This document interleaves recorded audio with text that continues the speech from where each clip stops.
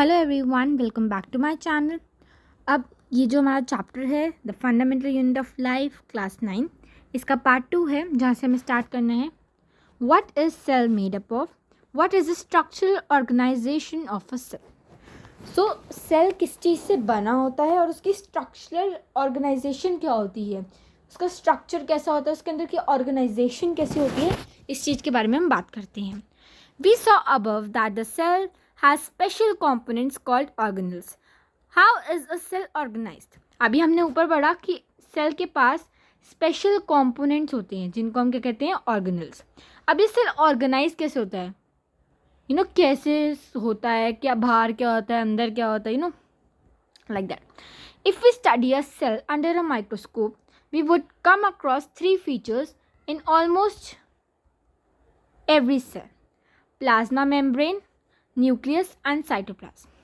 Basically वो ये कह रहे हैं कि अगर हम एक सेल को माइक्रोस्कोप के अंडर ऑब्जर्व करें तो हम देखेंगे कि ऑलमोस्ट हर सेल में आपको प्लाज्मा मेम्ब्रेन दिखेगी, न्यूक्लियस दिखेगा एंड साइटोप्लाज्म दिखेगा।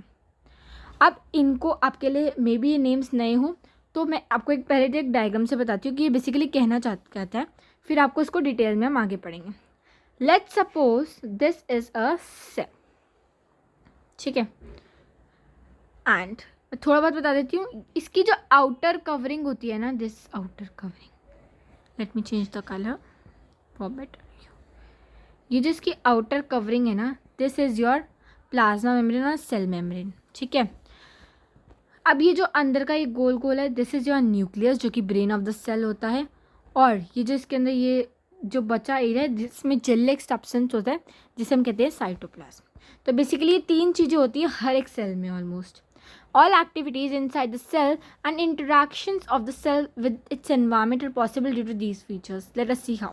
Basically जितनी भी एक्टिविटीज़ सेल के अंदर होती है वो इन तीन चीज़ों की वजह से ही होती है, इन तीन चीज़ों के बीच में ही होती है, प्लाज्मा मेम्ब्रेन और सेल मेम्ब्रेन। तो सबसे पहला फीचर जो मैंने आपको बताया कि अगर let's suppose this is cell, तो हमारा जो ये आउटर कवरिंग है, this is called your cell membrane or plasma membrane. So this is the outermost covering of the cell that separates the content of the cell from its external environment. This is a point that you can remember for your notes. कि क्या बोल रहा है वो, if I draw it again, this is cell, ये इसकी plasma membrane हो गई। ये जो प्लाज्मा मेम्ब्रेन है जो अंदर का कंटेंट है, that means let's suppose for now cytoplasm को बाकी के सेल के साइटोप्लाज्म से अलग करती है। Let's suppose this is a cell, this is a cell. ये प्लाज्मा मेम्ब्रेन अलग कर रही है कि ये अलग सेल है, ये अलग सेल है। सो यही बोल रहे हैं, ये आउटर कवरिंग है जो दो सेल को या एक्सटर्नल एनवायरनमेंट से अलग करती है। द प्लाज्मा मेम्ब्रेन अलाउज और permits the entry of exit of some materials in our cell. It is also prevents movement of other. इसको हम सिलेक्टिवली परमिएबल मेम्ब्रेन भी कहते हैं। क्यों? ये जो मेम्ब्रेन होती है ना, कुछ चीज़ों को अंदर बाहर जम जाती हैं। अब हर चीज़ अंदर बाहर जाएगी तो सेल तो का स्ट्रक्चर बिगड़ जाएगा, उसकी ऑर्गेनाइजेशन नहीं हो पाएगी। सो जैसे कि फूड अंदर जाता है फॉर रेस्पिरेशन, मतलब उसकी एनर्जी निकालने के लिए। देन अगर ऑक्सीजन बाहर आता है, ऑक्सीजन अंदर जाता है, कार्बन डाइऑक्साइड बाहर आती है, राइट। तो वो कुछ चीज़ों को अंदर जान देता है और इसको हम कहते हैं सिलेक्टिवली परमेबल मेम्ब्रेन या semi permeable membrane. How does the movement of substances take place into the cell? अब बेसिकली इसको रीड करने से पहले मैं आपको इतना बता देती हूँ कि इसमें बस यही है कि just a minute, let me have a piece of it. See, this is a cell, let's suppose, okay. अब let's suppose we have oxygen here, ठीक है। पहले दो प्रोसेसेस होते हैं, कोई भी चीज़ को अगर सेल के अंदर जाना है ना तो दो प्रोसेस होंगे। सबसे पहला होता है डिफ्यूजन। अब डिफ्यूजन क्या होता है? जब भी किसी गैस को या सॉलिड को, गैस यानी कि कार्बन डाइऑक्साइड हो गई, ऑक्सीजन हो गई, सॉलिड को यानी कि फूड हो गया, वेस्ट मटेरियल होगा, अंदर बाहर करना होता है सेल के। सो वो प्रोसेस फॉलो करता है डिफ्यूजन का। और अगर इसके अपोजिट वाटर यानी कि लिक्विड को करना होता है तो वो ऑस्मोसिस का प्रोसेस यूज़ करता है। ये खाली वाटर के लिए ऑस्मोसिस है और बाकी सॉलिड गैसेस के लिए डिफ्यूजन है। अब ये होते क्या है बेसिकली, पहले ये समझो। जब भी अगर एक जगह पर कोई चीज़ हायर कंसंट्रेशन में होगी तो वो लोअर कंसंट्रेशन की तरफ जाएगी। कैसे, ये देखो, लेट्स सपोज यहाँ पे या एक देखो, हमने एक रॉड ली, आयरन रॉड, इसके नीचे हमने कैंडल रखी है, ठीक है। अब ये चीज़ गर्म हो गई है पूरे अच्छे से, तो हीट इस तरफ जाएगी ना, इसको भी गर्म करेगी, राइट। यहाँ पे हीट जो थी हाई थी और यहाँ पे थी नहीं, तो हाई से वो कहाँ पे गई, लो वाली जगह पे। तो हर चीज़ हायर कंसंट्रेशन से लोअर कंसंट्रेशन में जाती है। इसी तरह से जब सॉलिड और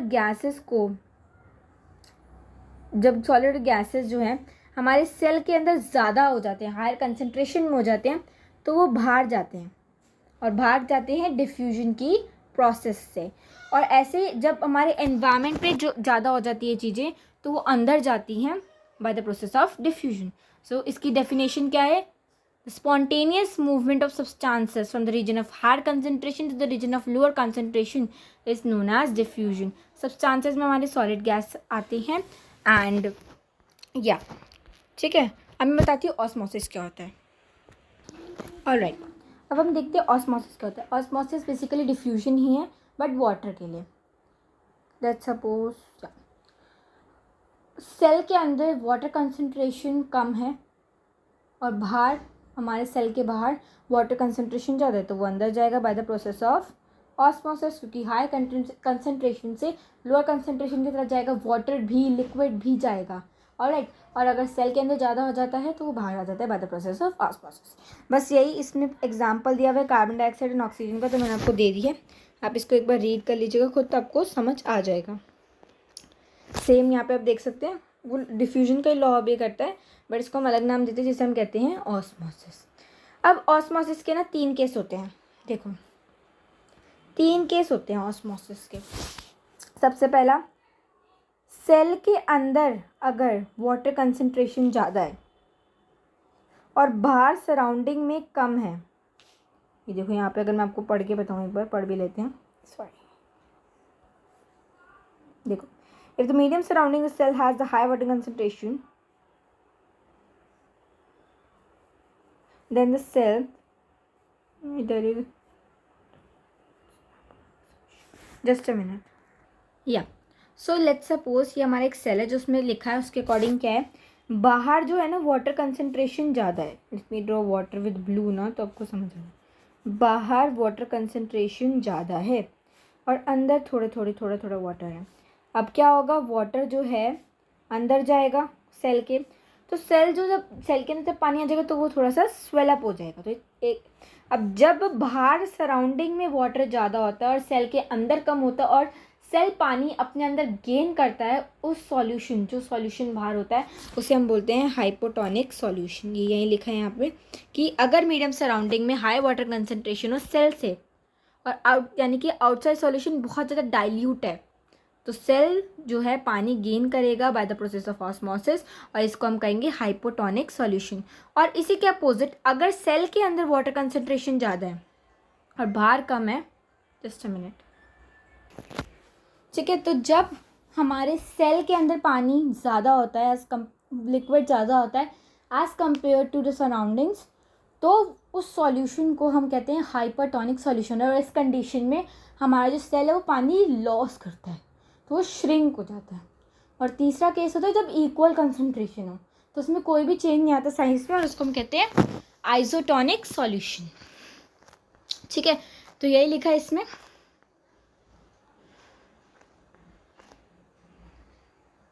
ठीक है, तो यार मैंने आपको सारा बता दिया। ये एक्टिविटी है जो कि आप पढ़ सकते हो, कभी कभार पूछी जा सकती है। Let's read this. और आज मैं आपको सी द टाइमिंग्स ना, ऑलराइट, आज मैं आपको प्लाज्मा मेम्ब्रेन पूरा बता देती हूँ। ठीक है, या unicellular fresh water organisms and most plant cells tend to gain water through osmosis. जितने भी फ्रेश वाटर ऑर्गेनिजम्स होते हैं वो अपने अंदर वाटर गेन करते हैं ऑस्मोसिस से, और जो प्लांट्स की रूट्स होती है ना वही वाटर गेन करती हैं by the process of osmosis, क्योंकि रूट्स में भी सेल्स ही होते हैं ना, रूट सेल्स, तो वो भी वाटर गेन करते हैं by the process of osmosis. Diffusion is important in the exchange of gases and water एक सेल की लाइफ में. In addition to this, a cell also obtains nutrition from its environment. Different molecules move in and out of the cell through a type of transport requiring use of energy. Basically ये nutrition यानी कि substance को diffusion से transport किया जाता है, तो एक बहुत इंपॉर्टेंट प्रोसेस है. प्लाज्मा मेम्ब्रेन जो है वो फ्लेक्सिबल है और वो ऑर्गेनिक मॉलिक्यूल से बनी है जिनको हम कहते हैं lipids and protein. This is a very important thing कि plasma membrane lipids and proteins की बनी होती है. और लेकिन हम प्लाज्मा मेम्ब्रेन का स्ट्रक्चर इलेक्ट्रॉन माइक्रोस्कोप में ही बस देख सकते हैं. Enables the cell to engulf. Basically ये एंडोसाइटोसिस होता है प्रोसेस, और इसमें लिखा है अमीबा जो है वो अपना खाना ना एंडोसाइटोसिस से लेता है. साइट क्या है, इस सेल मेम्ब्रेन की ऐसी फ्लेक्सिबिलिटी जो बाहर के सराउंडिंग में जो फूड ग्रेन पड़ा है, कुछ भी पड़ा है, उसको इनगल्फ करने के, इसको हम एंडोसाइटोसिस कहते हैं. और अमीबा इसी प्रोसेस से अपना खाना खाता है. सो या सेल वॉल भी मैं आपको बता ही देती हूँ, छोटा सा है. Then we will start nucleus and आपका साइटोप्लाज्म हम नेक्स्ट वीडियो में करेंगे. देन ऑर्गेनल्स नेक्स्ट वीडियो में एक साथ खत्म करते हैं. सेल वॉल्स क्या है? प्लांट सेल में प्लाज्मा, देखो अगर मैं आपको ड्रॉ करूँ, एक second, see let me draw with green. Let's suppose this is a plant cell. Plant cell के अंदर अब देखो ये जो है, ये तो आपको पता है क्या है, cell membrane. Cell membrane plant cell और एनिमल सेल दोनों में होती है, ठीक है. अब इसके ना एक एक्स्ट्रा होती है, प्लांट सेल में ना एक एक्स्ट्रा होती है. ये जो एक्स्ट्रा होती है ना, ये बहुत रिजिडिटी प्रोवाइड करती है और टर्जिडिटी प्रोवाइड करती है. ये एक्स्ट्रा जो होती है ना, इसको हम सेल वॉल कहते हैं. प्लांट सेल के पास एडिशन ऑफ प्लाज्मा मेम्ब्रेन में एक अनदर रिजिड आउटर कवरिंग होती है जिसको हम कहते हैं सेल वॉल. सेल वॉल जो होती है प्लाज्मा मेम्ब्रेन के आउटसाइड होती है. प्लांट सेल की जो सेल वॉल होती है वो सेलुलोज की बनी होती है. दिस इज इंपॉर्टेंट कि plasma membrane lipids and proteins की बनी होती है और सेल वॉल सेलुलोज की बनी होती है. सेलुलोज क्या होता है? एक कॉम्प्लेक्स सब्सटेंस है जो कि स्ट्रक्चरल स्ट्रेंथ प्रोवाइड करता है प्लांट्स को, ठीक है. अब एक प्रोसेस होता है प्लाज्मोलिसिस. प्लाज्मोलिसिस क्या है? आप ये आपने पढ़ा था हाइपरटोनिक सॉल्यूशन जिसके अंदर ऑस्मोसिस होता है, तो जो हमारा सेल है वो वाटर लूज करता है. अब आपने देखा कि प्लांट सेल के अंदर एक रिजिड वॉल भी होती है, सेल वॉल. तो जब प्लांट सेल को हम हाइपरटोनिक सॉल्यूशन में डालते हैं, तो जब वो अपना पानी लूज़ करता है, क्योंकि प्लांट सेल के अंदर पानी ज़्यादा है एंड बाहर कम है, तो जब वो अपना पानी लूज़ करेगा ना, तो उसके अंदर की जो प्लाज्मा मेम्ब्रेन होगा ना वो श्रिंक हो जाएगा, लेकिन सेल वॉल उसी शेप में रहती है क्योंकि वो रिजिड होती है, राइट. सो अगर मैं ड्रॉ करूँ आपके बेटर अंडरस्टैंडिंग के लिए, सी दिस इज है, ठीक है. ये इसकी सेल वॉल है लेट्स सपोज. तो अगर जब ये हाइपोटोनिक में जाएगी ना, तो ये सेल वॉल को कुछ नहीं होगा, बट इसका ये जो अंदर का है ना वो श्रिंक हो जाएगा. इसको हम बोलते हैं प्लाज्मोलिसिस. जो shrinkage of cell content away from the cell wall and the plant cell is placed in hypotonic solution, it is known as plasmolysis. तो ये प्लाज्मोलिसिस का प्रोसेस होता है. इसके अंदर सेल वॉल्स जो होती हैं परमिट करती हैं प्लांट इनके डाइल्यूट मतलब हाइपोटोनिक एक्सटर्नल मीडिया में विथस्टैंड करने के लिए, यानी कि ज़्यादा दिनों तक सर्वाइव करने के लिए. सेल स्वेल कर जाते हैं, प्रेशर अगेंस्ट करता है सेल वॉल के अंदर. तो इन वॉल्स की वजह से ना सेल्स जो होते हैं ना वो ज़्यादा ग्रेटर चेंजेस जो एनवायरनमेंट में हो रहे होते हैं ना उसको विथस्टैंड कर पाते हैं. सो विद दिस, इसके आगे हम लोग न्यूक्लियस से नेक्स्ट वीडियो में करेंगे जो कि जल्द ही अपलोड हो जाएगी.